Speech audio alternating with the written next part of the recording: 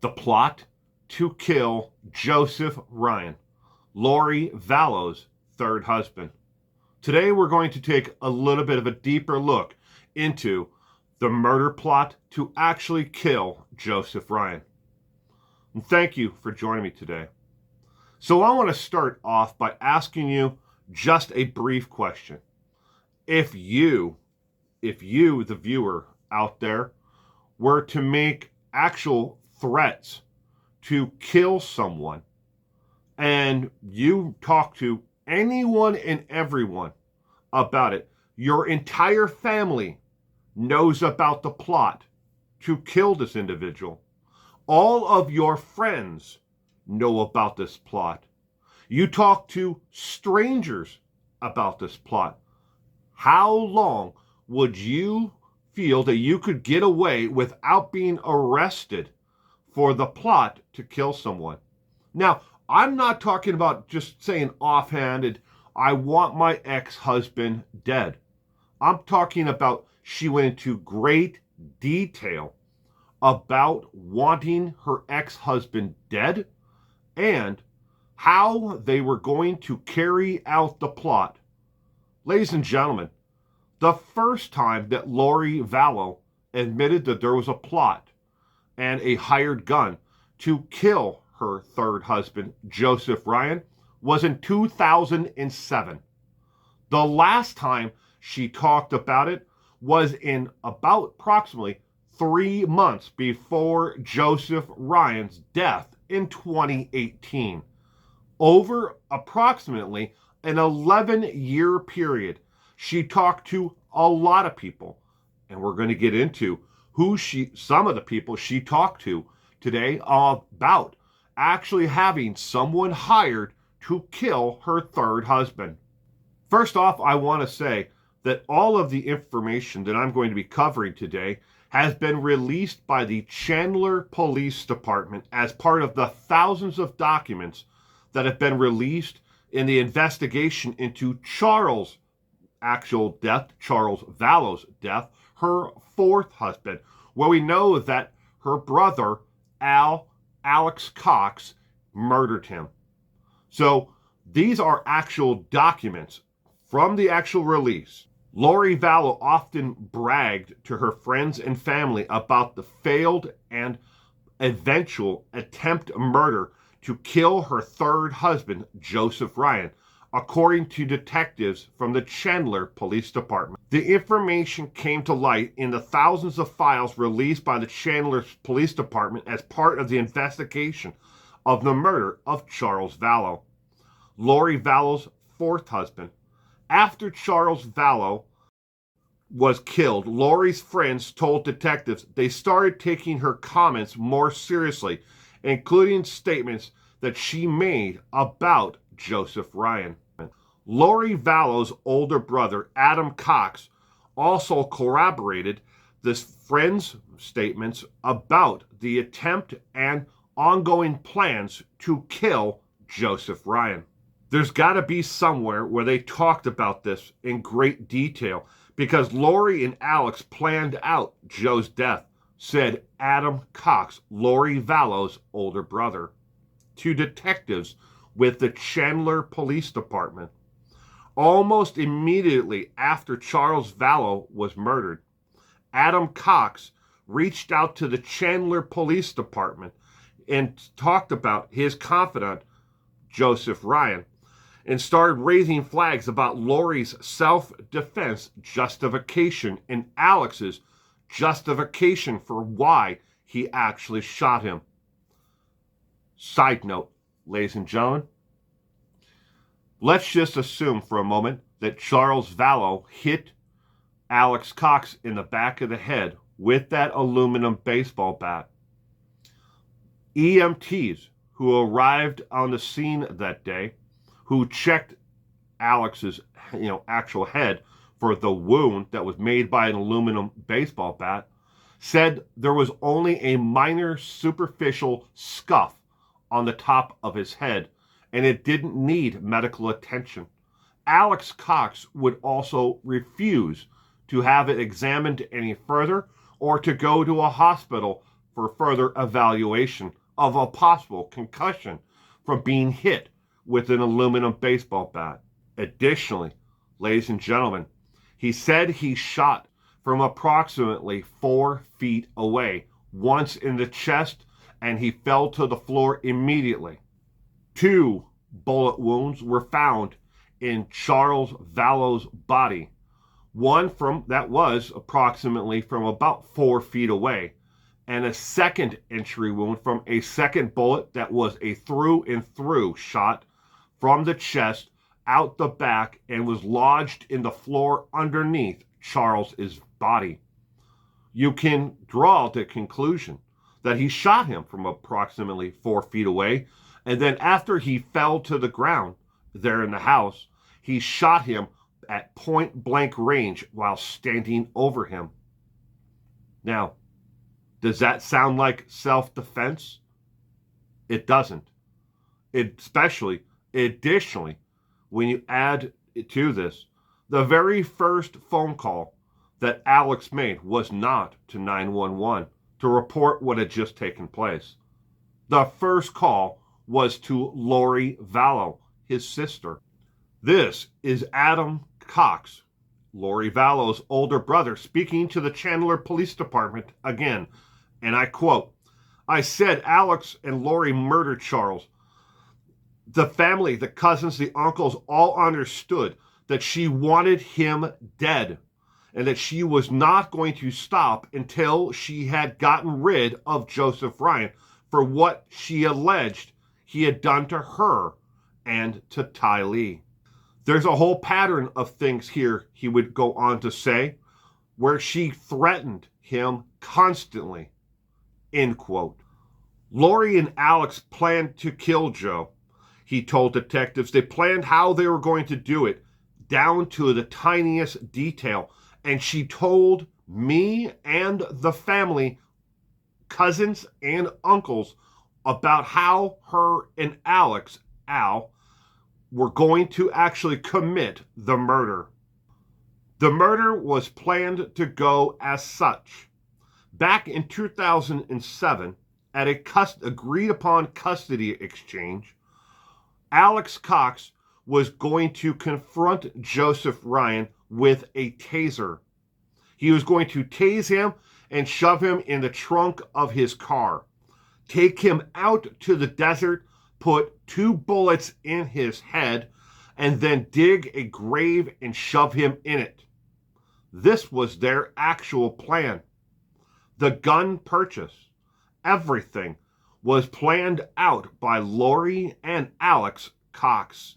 As we know, from 2007, plans didn't go the way that they were supposed to. When Alex Cox approached Joesph Ryan at the custody exchange with Ty Lee in the vehicle along with Lori, he tried to taser Joesph, but the taser did not work. So he started viciously beating him with his closed fist. He beat him so viciously that Joesph Ryan would spend the next 6 days in the hospital recovering from his wounds. He was released from the hospital, and Alex was then charged with assault and battery. They did not charge him in the state of Texas with the firearm enhancement, which they should have for just a taser, let alone that Alex Cox admitted that he had a loaded .38 on his waist-side when the assault happened.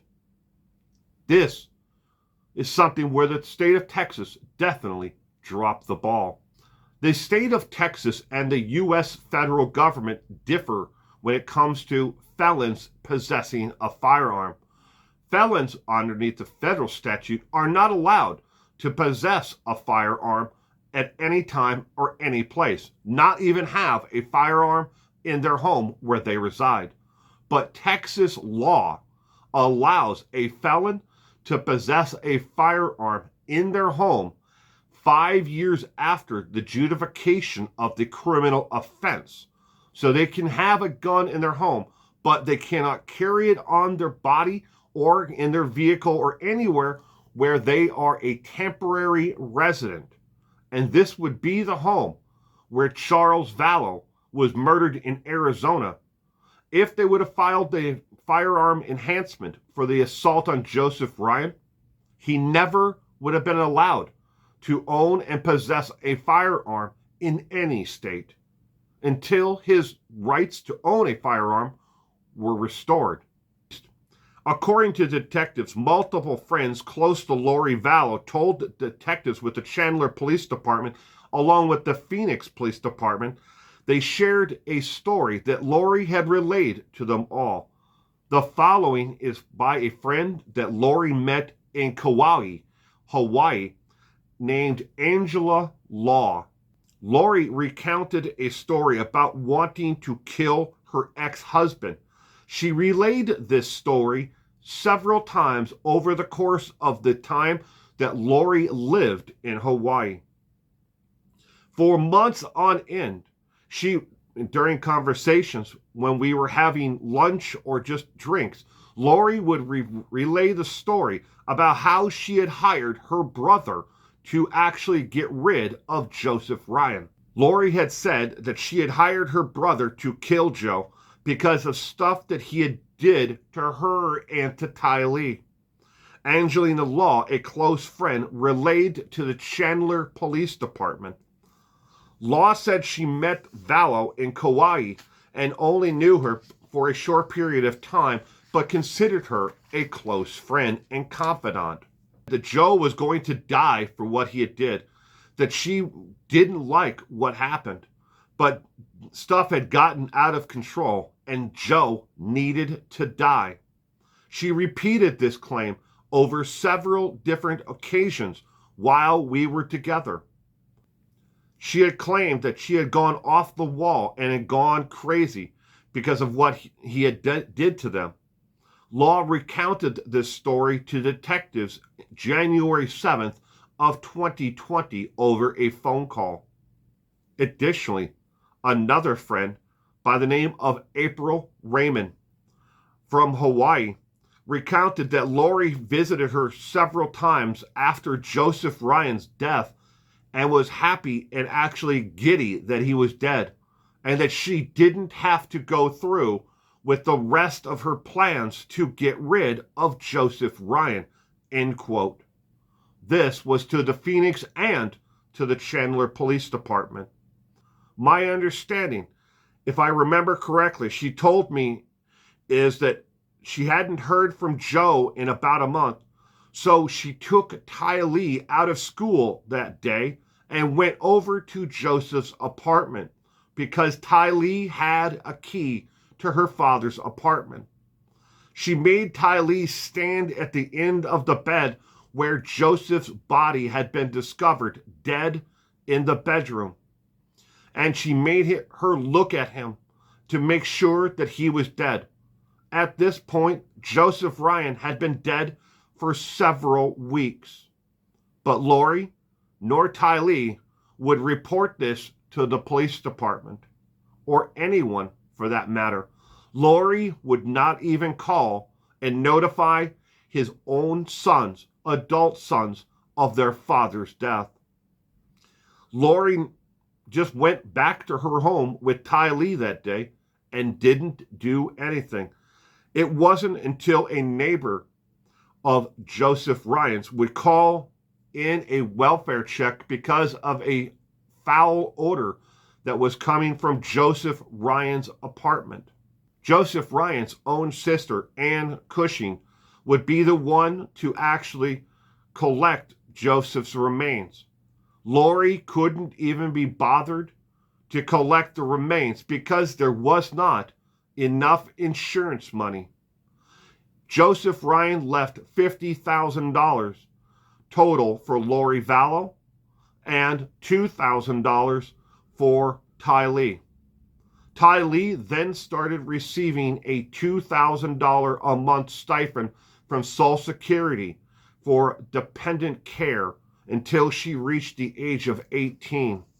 Detectives additionally spoke to several of Tylee's friends who said, yes, Tylee had bragged about getting a $2,000 a month stipend until she was 18, but her mother had control of it. We now know that the money was coming into Lori Vallow's bank account, and none of it was going to Tylee, because at the time when detectives had spoke to friends of Tylee and JJ were both dead. Joesph Ryan's case was briefly reopened by the Phoenix and Chandler police departments, but they were unable to find an actual cause of death that was linked to either Alex Cox or Lori Vallow. The coroner ruled his cause of death as a heart attack. Was something nefarious done to Joesph Ryan by either Alex Cox or Lori? And why, again, over the course of 11 years, that she vocalized her displeasure that Joesph Ryan was alive and spoke openly about wanting him dead and hiring her brother to actually kill him? Why were no criminal charges ever sought against her? And why is it now today we are saying that Joesph Ryan died of natural causes when no one knows for sure? Did they inject insulin into him that would have caused, a massive heart attack, and he died of that? And the insulin wore off because it had been weeks after he had actually died before his remains were found? We don't know. But we do know for sure, because of cousins, uncles, and her older brother, Adam, and several friends that she had spoke to and told and relayed the story about wanting Joesph Ryan dead. Criminal charges should have been filed, if nothing else. But now we await to see what's going to happen in Chandler, Arizona, for the death and her hiring, most likely, allegedly, to have Alex Cox kill her fourth husband, Charles Vallow.